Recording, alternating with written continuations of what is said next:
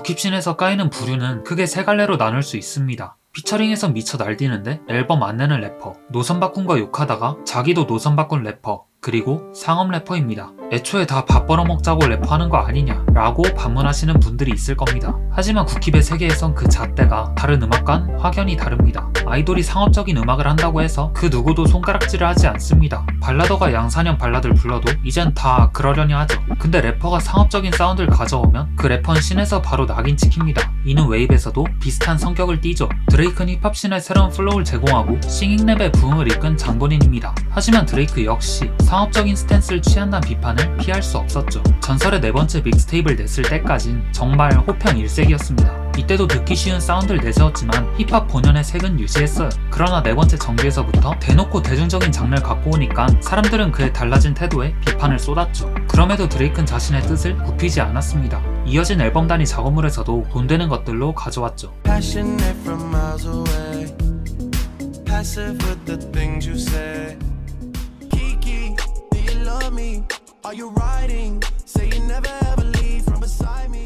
I'ma show you how to get it. It go right foot up, left foot slide, left foot up. Okay, alright, that's fine. Okay, I'm feeling too sexy to accept requests. You know how sticky it get, ayy. You know how sticky it get, ayy. You know how sticky it get, ayy. She want me to play with that cat.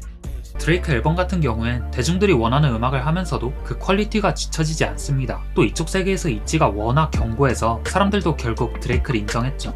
네? 이건 드레이크라서 가능한 거라고요? 네, 맞습니다. 이건 드레이크라서 가능한 거예요. Silent scan. 다시 국힙 얘기로 돌아보면 드레이크만큼 상업과 예술의 경계에서 좋은 움직임을 가져간 래퍼는 창모가 그 포지션에 있지 않나 싶습니다. 그의 성공 과정은 아마 여러분 모두 아실 겁니다. 돈벌 시간 시리즈로 성공의 불씨를 지피고 보이우드, 언더그라운드 락스타로 정점을 찍은걸요. 5살 때부터 나는 피아노를 쳤어. 경제였지 베토벤부터 모차르트 바우쇼펜 1년 전 바지에서 수병 든 페인 1년 후 취직 돈 벌어 들어 총 모양의 모습 보는 소감 믹스테이프 결국 사람들이 왜 지네 덕에 못하는 뭘까 멘탈 거대 멘탈 말하고 있어 나는 웃었지 내 비트 좋대고 랩도 잘해 내 노래 가지고 위트 터세고 많았지 버티지. 한편 이런 국힙씬의 대척점에 서 있는 래퍼가 꽤나 오랜만에 나타납니다. 국힙의 상원 래퍼 계보는 MC모, 아웃사이더, 산이로 이어지는데 여기에 추가될 만한 인물이죠. 민호의 설레게 한 그 남자, 정상수에게 노래를 빼앗긴 그 남자, 비오입니다. 우승은 조광일이 했지만 스팟라이트는 비오의 차지였던 시즌, 쇼미 10에서 비온 혜성처럼 등장합니다. 2차 예선에서 보여준 유니크한 음색, 그리고 중독성 넘치는 싱잉랩은 그를 단숨에 스타로 만들죠. 근데 해당 시즌에 싱잉랩을 하는 래퍼들의 비중이 유달리 커서 비온 뜻하지 않은 억가를 당합니다. 하지만 본선 무대에서 부른 모든 곡들이 음원 차트 상위권을 기록하면서 진정한 승리자는 비오가 되죠. 근데 여기 쉬어라는 곡에서 자기 레이블 사장 디스한 라인을 그대로 갖다 써가지고 좀 놀라긴 했어요.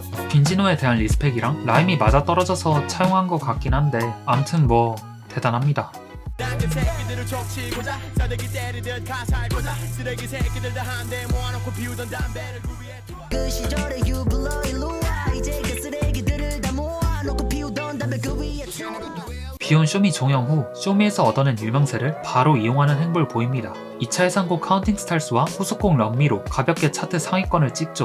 특히 카운팅 스타일스는 발매 2시간 만에 멜론 정상을 찍습니다.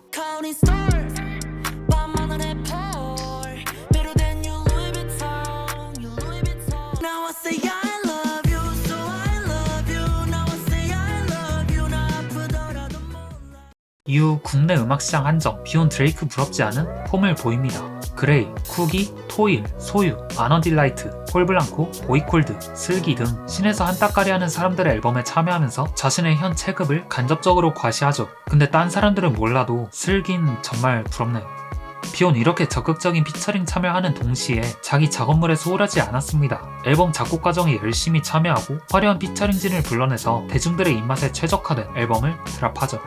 미치도록 치고 싶어 했던 별의 따귀 그것 때문일 수 있어 OMR기 I need brunch 주야 놓을 수 없게 된 그물이야 나 어떻게 다 풀지가 불이야 Really really really really 진짜 내용 사실 잘 될 줄 난 몰랐는데 Okay back as a shining diamond 가지고 왔어 안 보이던 나를 그림자 뒤에만 숨었던 나 비오가 앨범을 냈단 소식에 어느 힙질인 이렇게 말합니다. 보나마나 러브미 같은 거 몇 개 채워서 냈겠네. 그 시간에 킁 한 번 더 듣고 와야지. 네, 제 얘기입니다. 비오한테 선입견을 갖고 있던 저는 이 앨범을 들을 생각조차 안 했어요. 근데 한번 들어보니까 비오가 왜 인기 있는지 알겠더라고요. 프로덕션부터 난해하지 않고 가벼운 느낌에 비오가 곡을 소화하는 능력 자체가 뛰어납니다. 그리고 실력 있는 피처링진을 써서 곡의 흐름이 지루해져 갈 때쯤에 이를 환기하는 장치로 잘 쓴 것 같고요. 다만 앨범으로서의 가치는 굳이 말하지 않겠습니다. 한편 이처럼 비오가 따르는 음악 장르는 팝랩이라고 할 수 있는데요. 팝랩은 이름에서부터 알 수 있듯이 팝과 랩을 접목한 장르입니다. 70년대 후반 힙합이 처음 등장했을 때 사람들은 이게 뭔 음악이냐며 단순 유행에 그칠까라고 말했습니다. 이게 막 갱스터 랩이나 컨셔스 랩도 아니고 접근하기 쉬운 파티용 음악이었는데도요. 하지만 LL 쿨 J, 런 DMC, 윌 스미스, 영 MC 같은 래퍼들이 랩을 팝적인 요소와 결합을 시도함으로써 본격적인 팝랩의 붕을 이끄는데요. 유머러스한 가사와 깔쌈한 프로덕션 위에 대중들이 정신 놓고 즐기기 딱 좋은 장르를 만든 거죠. 그러던 90년대 초반 MCMO와 바닐라 아이스가 씬에 등장하는데 이는 팝랩의 위상을 아주 조져버리는 계기가 되죠. 이게 래퍼인가 싶을 정도의 랩 실력, 그 뒤를 받쳐주는 초심플한 프로덕션, 그리고 광기가 깃든 춤까지 이들이 상업적으로 성공했을지 몰라도 음악적으로는 대중들의 조롱거리였습니다. 주작송과 피리춤으로 유명한 이 사람들도 비슷한 부류였고요. I'm picking you, you what I need. I need you. It's going down for real.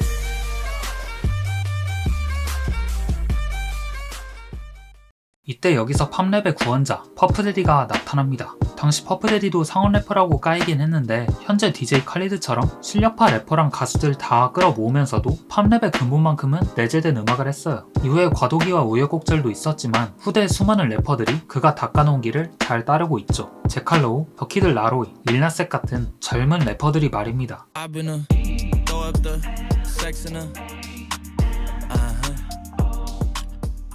I do the same thing I told you that I never would. I told you I changed even when I knew I never could. Know that I can't. I told you long ago on the road I got what they waiting for.